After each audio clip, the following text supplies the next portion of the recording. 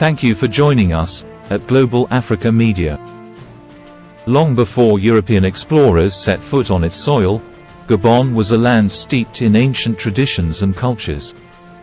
The Bantu people, who began settling in the region in the 14th century, were among the early inhabitants. However, the late 15th century marked a turning point as Portuguese explorers arrived, transforming the coast into a hub for the transatlantic slave trade.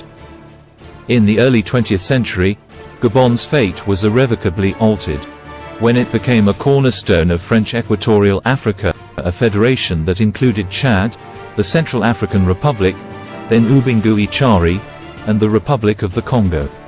Then Middle Congo. The French colonial administration focused on exploiting Gabon's abundant natural resources, such as timber and minerals. Infrastructure like roads and railways were built, but primarily to facilitate resource extraction. Meanwhile, the indigenous population languished in social and economic marginalization. The winds of change began to blow in the mid-20th century, as decolonization movements gained momentum across Africa.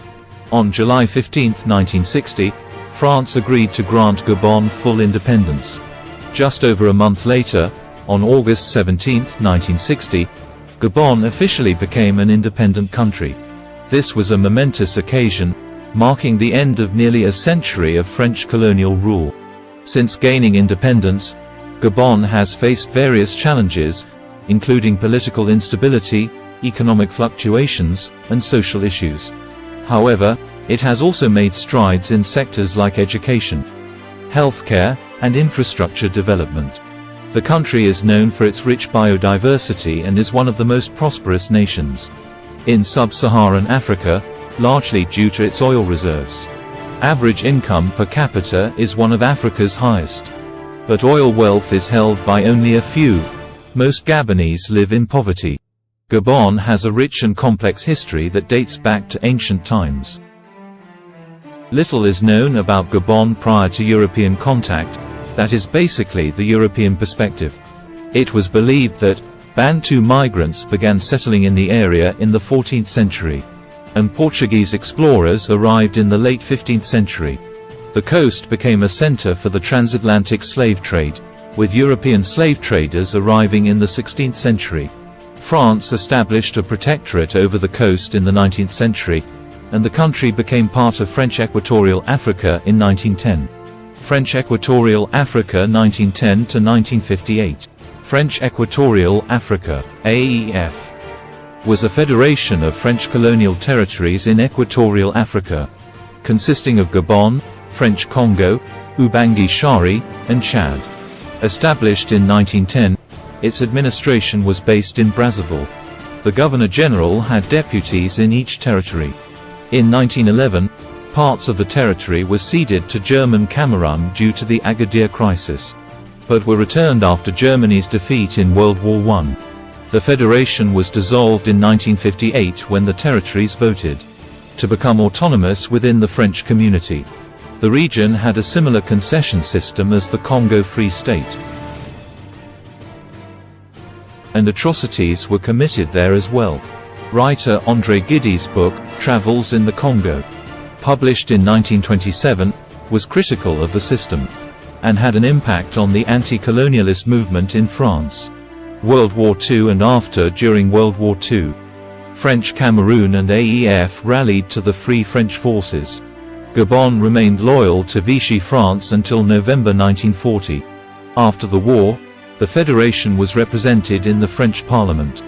In 1959, the new republics formed an interim association called the Union of Central African Republics before becoming fully independent in August 1960. Gabon 1910 to 1960. And Gabon became part of French Equatorial Africa in 1910. In 1910, Gabon became one of the 4 territories of French Equatorial Africa. France expanded its control over Gabon between 1862 and 1887. Gabon became fully independent on August 17, 1960. At the time of Gabon's independence, 2 principal political parties existed. The Gabonese Democratic Bloc, BDG, led by Léon Mba, and the Gabonese Democratic and Social Union, UDSG, led by Jean-Hilaire Oubangui. In the first post-independence election, neither party won a majority. Eventually, Mbar became president and Oubangui became foreign minister. At the time of Gabon's independence in 1960, two principal political parties existed. The Gabonese Democratic Bloc, BDG, led by Léon Mbar, and the Gabonese Democratic and Social Union, UDSG, led by Jean-Hilaire Oubangui. The first post-independence election was held under a parliamentary system, and neither party was able to win a majority. Eventually, Mbar became president and Oubangui became foreign minister. The single-party system disintegrated in 1963, leading to a bloodless coup in 1964. Sweeping political reforms in 1990 led to a new constitution and multi-party elections. Léon Mbar was the first president of Gabon after its independence. He was initially elected under a parliamentary system and later under a new presidential system.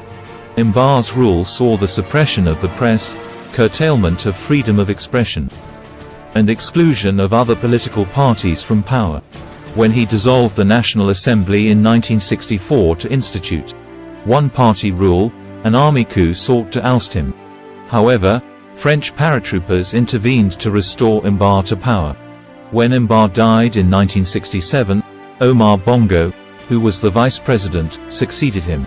Omar Bongo declared Gabon a one-party state by dissolving the BDG and establishing a new party, the Gabonese Democratic Party, PDG. Omar Bongo was the president of Gabon for 42 years, from 1967 until his death in 2009. Born as Albert Bernard Bongo, he later converted to Islam, and changed his name to El Haj Omar Bongo Ondimba. His long tenure made him one of the world's longest-serving heads of state.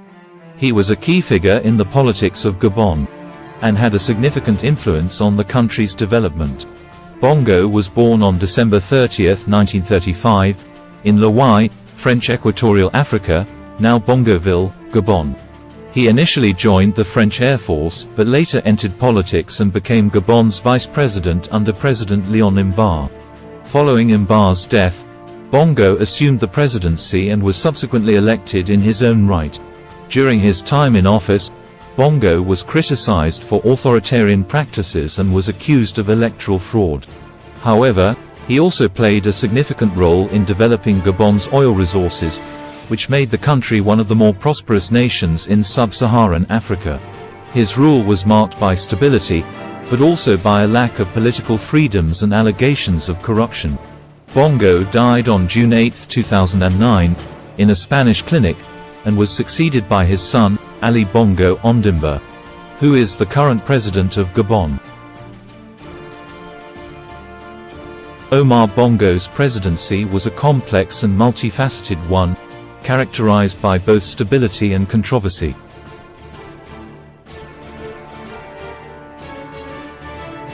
Political opposition was limited, and elections were frequently marred by allegations of fraud. Freedom of the press and political freedoms were restricted. Diplomacy and regional influence. Bongo was an influential figure in African and international politics.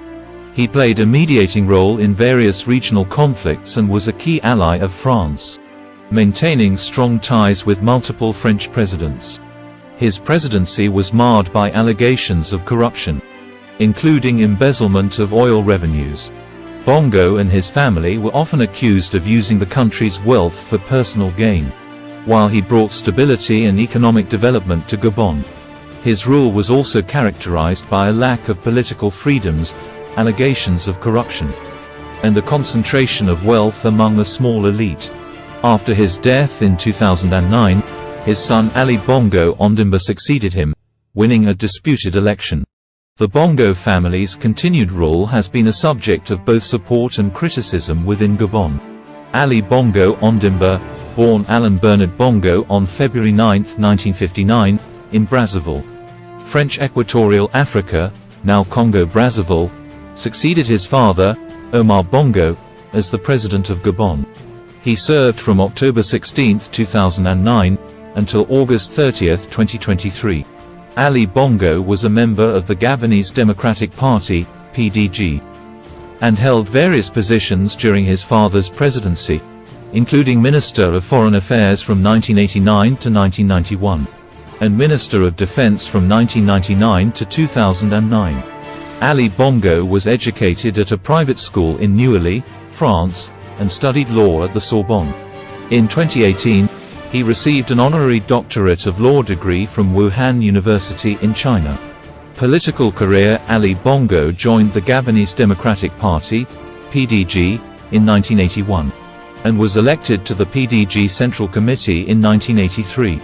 He held various roles, including High Personal Representative of the President of the Republic from 1987 to 1989.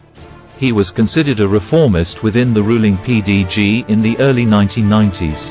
He was chosen by the PDG leadership as the party's candidate for the presidential election held on August 30, 2009. Despite controversies and allegations of electoral fraud, he won the election and assumed office on October 16, 2009.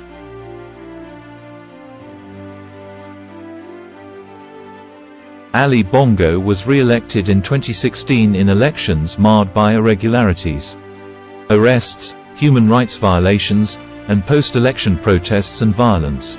On August 30, 2023, following the results of the Gabonese general election, he was ousted from the presidency in a military coup d'état, ending his tenure.